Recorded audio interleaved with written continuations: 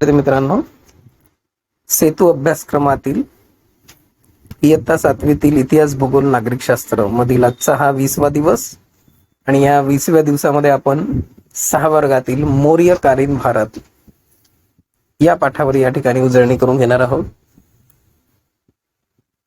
सर्वप्रथम आपण 6 वर्गातील पुस्तक या ठिकाणी ओपन करून त्या पाठाविषयी माहिती घेऊया आणि त्यानंतर मग प्रश्नांकडे वळूया. आता आपण 6 वर्गातील मौर्यकालीन भारत या पाठाकडे आलेलो आहोत. या ठिकाणी बघा 2 पॉइंट इथे महत्वाचे दिसत आहेत. ग्रीक सम्राट जो आहे सिकंदरची स्वारी आणि मौर्य साम्राज्य काय होते याविषयी या पाठामध्ये माहिती दिलेली आहे, ती आपण बघणार आहोत. तर बघा, इसवी सन पूर्व 6व्या शतकामध्ये इराणमध्ये सायरस नावाच्या राजाचे राज्य होते आणि तेव्हा त्या काळामधला जो साम्राज्य आहे भारतापासून रोम पर्यंत वगैरे कसे पसरलेले होते त्याची माहिती इथे दिलेली आहे. त्याच्यातच 518च्या सुमारास दारियुश नावाच्या इराणी सम्राटाने सुद्धा भारतातला काही भाग जिंकून घेतलेला होता याची माहिती दिसून पडते. आणि सम्राट दारियुशच्या काळामध्ये जे चलन सुरू झालेलं होतं दारिक नावाचं, त्याची सुद्धा माहिती इथे दिसून पडते. आणि पारसी पोलिस हे राजधानीचं शहर त्या काळातलं होतं. दारिकचं चित्र सुद्धा तुम्हाला दिसून येत आहे. चलन आहे, सोन्याचा नाणा दिसते ज्याच्यावर राजा जो आहे राजाचं चित्र सुद्धा दिसते. ग्रीक सम्राट सिकंदरची स्वारी. ग्रीक सम्राट अलेक्झांडर, ज्याला सिकंदर या नावाने सुद्धा ओळखलं जाते, याने सुद्धा भारताच्या वायव्य प्रदेशावर स्वारी केलेली होती आणि सिंधू नदी ओलांडून तो तक्षशिलेला सुद्धा आलेला होता. आपण या प्राचीन भारतातील इतिहासाची माहिती घेता होता. या काळामध्ये कशा पद्धतीने आपल्या भारत देशावर आक्रमण झाले त्याची माहिती इथे आपल्याला मिळते. सैनिकांबद्दल, त्या काळातल्या सैनिकांना कशा प्रकारच्या हालअपेष्टा सहन कराव्या लागलेल्या होत्या आणि सिकंदराला माघार घेणे का भाग पडले याची सुद्धा माहिती इथे दिसून पडते. तर भारतातील जिंकलेल्या प्रदेशांच्या व्यवस्थेसाठी त्याने ग्रीक अधिकाऱ्यांच्या नेमणुका केल्या आणि त्यालाच सत्रप असे नाव दिले. त्यानंतर तो परत फिरलेला होता आणि तिथेच त्याचा जाताना मृत्यू झाला. तर बघा, सिकंदर जो होता याचं महत्व भारतामध्ये काय आलंय, कारण सिकंदर जेव्हा भारतामध्ये आला तो आल्यानंतरच भारतामध्ये मोठ्या प्रमाणात व्यापारास चालना मिळाली आणि सिकंदराबरोबर जे इतिहासकार होते त्यांनी सुद्धा इतर जो देश होते, पश्चिमेकडील जग जे होते, त्या पश्चिमेकडील जगाला सुद्धा भारताचा परिचय मिळवून दिला आणि त्यामुळे दुसऱ्या देशातील लोक आपल्या भारतामध्ये सुद्धा यायला लागले. आणि सिकंदराच्या काळामध्ये सुद्धा असलेल्या नाण्याविषयी आपल्याला माहिती दिसून येते, चित्र सुद्धा दिसून येत आहे. चांदीचं नाणं आहे ज्यामध्ये दोन्ही बाजूला सिकंदराचे चित्र दिसून येत आहे. ठीक आहे. नंतर जर बघायला गेलं तर आपल्याला या ठिकाणी मौर्य साम्राज्याची माहिती मिळते की मौर्य साम्राज्य जो आहे त्या मौर्य साम्राज्याची स्थापना करणारा महत्वाचा राजा जो आहे ज्याचं नाव आहे चंद्रगुप्त मौर्य. या काळातले इतर जे राज्य होते त्यांची पण माहिती इतिहासामध्ये आपल्याला कळते. त्यापैकी मगधचा नंद राजा जो होता याच्यामुळे लोक कंटाळलेले होते आणि त्याचाच पाडाव करून चंद्रगुप्त मौर्याने स्वतःचं राज्य निर्माण केलं. जसं शिवाजी महाराजांनी स्वतःचं वेगळं एक राज्य स्वराज्य निर्माण केलेलं होतं, तसंच त्या काळामध्ये चंद्रगुप्त मौर्याने सुद्धा अशाच पद्धतीच्या जुलमी राजवटीला नेस्तनाभूत केलं आणि स्वतःचं राज्य निर्माण केलं. आणि सिकंदराने जे सपत्र नेमलेले होते त्याच्या मृत्यूनंतर सुद्धा सत्तेसाठी लढाई सुरू झालेल्या होत्या. जसं सपत्राबद्दल थोड्या वेळा पहिले आपण बघितलेलं आहे. सिकंदराच्या मृत्यूनंतर तो बॉबिलोनचा राजा सुद्धा झालेला होता. सेल्युलस सिकेटरचं नाव आलेलं आहे, सिकंदरचा सेनापती. त्याने सुद्धा भारतावर आक्रमण केलं आणि चंद्रगुप्त मौर्याने त्याच्या आक्रमणाचा यशस्वी प्रतिकार केला आणि सेल्युकस निकेटरचा चंद्रगुप्त मौर्याने पराभव केला आणि त्याचे जे प्रदेश होते ते सुद्धा आपल्या प्रदेशामध्ये समाविष्ट करून घेतले. तर यांची नावं का महत्वाची आहेत, कारण चंद्रगुप्त मौर्य हा मौर्य साम्राज्यातला अतिशय पराक्रमी राजा होता आणि ज्याने मौर्य साम्राज्याची स्थापना केलेली होती. आता सेल्युकस निकेटर जो होता हा सेनापती, कोणाचा, सिकंदराचा सेनापती जो होता, त्याच्याकडे मेगास्थनीस हा जो होता राजदूत होता आणि तो मेगास्थनीस हा सेल्युकस निकेटरचा जो राजदूत आहे चंद्रगुप्त मौर्याच्या राजदरबारात राहिलेला होता आणि त्याच्या इंडिका या ग्रंथातील वर्णन हे मौर्यकालीन भारताच्या अभ्यासाचे महत्वाचे साधन आहे. म्हणजेच त्या काळामध्ये राजे जेव्हा दुसऱ्या राज्यावर आक्रमण करायचे त्यावेळी तिथले जे तज्ज्ञ मंडळी, तिथले हुशार मंडळी असायचे, अशांना सुद्धा आपल्या दरबारामध्ये सामील करून घ्यायचे. गुजरात राज्यामधील सम्राट चंद्रगुप्त मौर्याने जे धरण बांधलेलं होतं, ज्याचं नाव दिलेलं आहे सुदर्शन, यावर सुद्धा शिलालेख आहे. शिलालेख काय असतो ते आपण या अगोदर बघितलेलं आहे. एवढंच नव्हे, चंद्रगुप्त मौर्य जो होता, चंद्रगुप्त मौर्याने कशा पद्धतीने धनानंदाचा नाश केलेला आहे त्यावर एक विशाखा दत्त या संस्कृत नाटककाराने मुद्रा राक्षस हे नाटक लिहिलेलं आहे. त्याची सुद्धा आपल्याला माहिती इथे कळते. आणि सोबतच त्या काळामध्ये चंद्रगुप्त मौर्य याच काळामध्ये आर्य चाणक्य किंवा कौटिल्य यांचे सुद्धा योगदान आहे. आजही कौटिल्य जे आहे, कौटिल्याने जेही ग्रंथ लिहिलेले आहेत किंवा चाणक्यांनी जीवन कसे जगावे किंवा राजाने कशा पद्धतीने राजकारभार चालवावा याचा आधार आजही घेतला जातो. त्यानंतर जैन धर्माचा स्वीकार चंद्रगुप्त मौर्याने केलेला होता, त्याची सुद्धा माहिती आपल्याला कळते. नंतरचा जो आहे त्याचा मुलगा चंद्रगुप्त जो आहे त्याने राजपदाचा त्याग केला, तेव्हा त्याचा मुलगा जो होता बिंदुसार मगधचा राजा झाला. आणि त्याच्यानंतर बिंदुसार नंतर अतिशय पराक्रमी राजा म्हणजे सम्राट अशोक, ज्याचं नाव आजही आपण ऐकतो, त्याची माहिती या ठिकाणी दिसून आपल्याला येते. यामध्ये राजधानी राजा होण्यापूर्वी त्याची नेमणूक तक्षशिला आणि उज्जैन येथे राज्यपाल म्हणून करण्यात आलेली होती, याची माहिती कळते. आणि त्याने जे बंड होते ते सुद्धा मोडून काढलेले होते. म्हणजेच या इतिहासामध्ये आपल्याला सम्राट अशोकांविषयी सुद्धा माहिती कळते.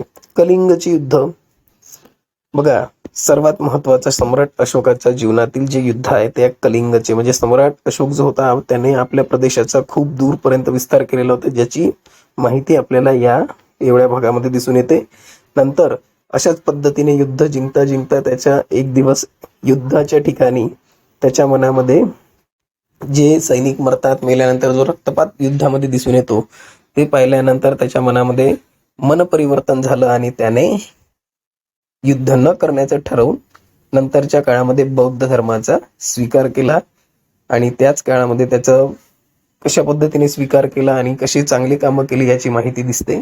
बघा, त्याचा उल्लेख जो आहे देवाचा प्रिय प्रियदर्शी असा राजा म्हणून स्वतःचा उल्लेख जे आहे त्याने करून घेतलेला आहे. आणि एवढंच नव्हे, सम्राट अशोकाच्या काळामध्ये शिकारीवर सुद्धा बंदी आणण्यात आलेली होती. वनवे लावू नये जंगलामध्ये किंवा असे अनेक सक्त निर्बंध त्यांनी लावलेले होते.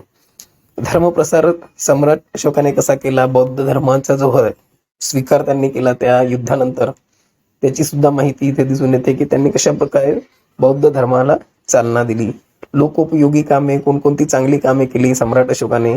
मौर्यकालीन राज्य व्यवस्था कशी होती, मौर्य साम्राज्याची राजधानी पाटलीपुत्र येथे होती आणि पश्चिम विभाग, पूर्व विभाग, दक्षिण विभाग असे वेगवेगळे विभाग होते आणि या विभागाला वेगवेगळे नावं देण्यात आलेली होती. ठीक आहे, त्यांची वेगवेगळी राजधान्या होत्या आणि सोबत राजाच्या हाताखाली मंत्री परिषद सुद्धा असे.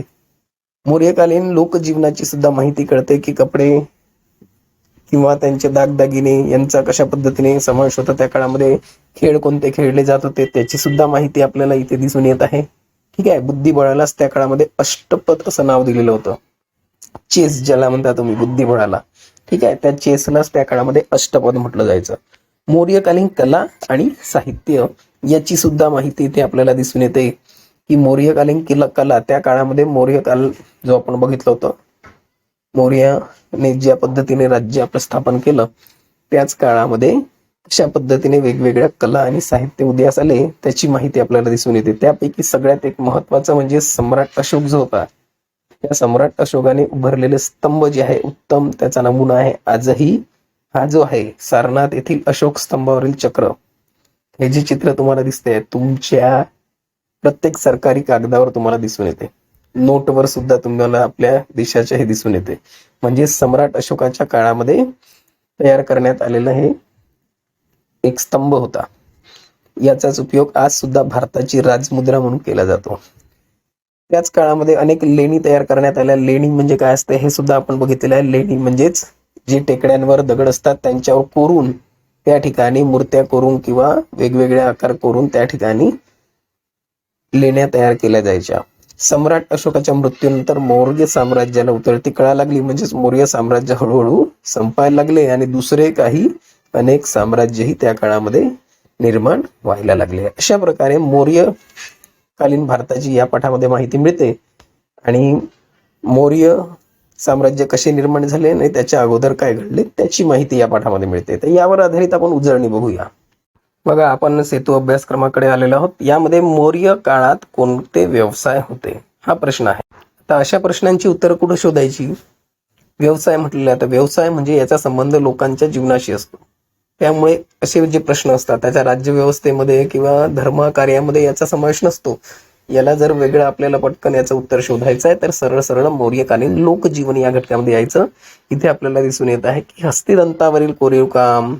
बघा, इथे व्यवसायांची नावं दिसत आहेत. हस्तिदंतावरील कोरीव काम, कापड विणणे, रंगवणे, धातुकाम यांसारखे अनेक व्यवसाय त्या काळामध्ये चालायचे, असं याचं पहिल्या प्रश्नाचं उत्तर असेल. दुसरा जो प्रश्न आहे यामध्ये विचारलेला आहे की सम्राट अशोकाने उभारलेल्या स्तंभावरील कोणत्या प्राण्यांची शिल्पे आहेत? कोणकोणत्या प्राण्यांची चित्रे आपल्याला सम्राट अशोकाने उभारलेल्या स्तंभावर दिसून येतात? तर हा स्तंभ आपल्या समोर ऑलरेडी काढलेला दिसून येतो. इथे कोणकोणत्या प्राण्यांची चित्रे दिसून येतात याची माहिती आपण या ठिकाणी आपल्या डोळ्यासमोर बघू शकतो. बघा, या ठिकाणी सर्वात महत्वाचं म्हणजे सिंह दिसतो आहे, त्यानंतर हत्ती दिसतो आहे, बघा इथे बैल दिसतो आहे, घोडा दिसतो आहे. असे जे आहेत प्राणी या आपल्याला स्तंभावर दिसून येतात. यांची नावे तुम्हाला लिहायची आहेत. यापैकी आता तुमच्या समोर आपल्याकडे हे चारही बाजूला याचे सिंहाचे तोंड आपल्याला दिसून येते. त्यापैकीच आपल्या समोर फक्त हे 2 दिसत आहेत. ठीक आहे, तर मागच्या बाजूला सुद्धा 2 प्राण्यांची चित्रे आहेत. ही तुम्हाला शोधून या ठिकाणी या प्रश्नाची उत्तरं लिहायची आहेत. ठीक आहे, तर समोरून पाहताना हे 3च दिसतात. यामध्ये कोणकोणते प्राणी? सिंह, हत्ती, बैल यांची नावं लिहायची आहेत. ठीक आहे, आणि सोबतच तुम्हाला या ठिकाणी घोडा सुद्धा दिसून येत आहे, त्या घोड्याचं सुद्धा नाव लिहायचं आहे. नंतरचे प्रश्न आपल्याला दिसून येतात, त्यामध्ये म्हटलेलं आहे करून पाहूया, सांगा पाहू. सपत्र. सपत्र याचा आपण सिकंदराशी संबंध जोडलेला होता. ते पुन्हा बघा, त्या ठिकाणी सत्रप कोणाला म्हटलं जायचं हे तुम्हाला या ठिकाणी दिसून येत आहे. ते म्हणजेच भारतातील जिंकलेल्या प्रदेशांच्या व्यवस्थेसाठी त्याने म्हणजेच कोणी, सिकंदरने ग्रीक अधिकाऱ्यांच्या नेमणुका केल्या, त्यांनाच सत्रप असे म्हटले. दुसरं दिलेलं आहे सुदर्शन. ठीक आहे, सुदर्शन कशाला म्हटलं? सुदर्शन हे एका धरणाचं नाव होतं. आपण बघितलेलं आहे इथे की जो सम्राट अशोक होता, चंद्रगुप्त मौर्याच्या काळामध्ये गुजरातमधील जुनागड जवळ धरण बांधण्यात आलेले होते. त्या धरणाचंच नाव सुदर्शन हे ठेवण्यात आलेलं होतं. वर्णन आपण इथे बघा, देवान पियो प्रियदर्शी असं लिहिलेलं आहे. देवान प्रियो प्रियदर्शी असा याचा अर्थ होतो. बघा, तर याचा नेमका अर्थ काय आहे ते आपण समोर बघूया. बघा, देवान पियो प्रियदर्शी याचा अर्थ असा होतो की देवाचा प्रिय प्रियदर्शी. या ठिकाणी तुमच्या समोर त्याचा अर्थ दिलेला आहे. नंतरचा शब्द आलेला आहे अष्टपद. बघा, या ठिकाणी अष्टपद. अष्टपद काय असते ते आपण या ठिकाणी बघूया. मग अशीच थोड्या वेळा पहिले आपण बघितलेलं आहे जे खेळ खेळले जायचे त्याच्यापैकी जे बुद्धिबळ आहे त्या बुद्धिबळालाच त्या काळामध्ये अष्टपद म्हटलं जात होतं.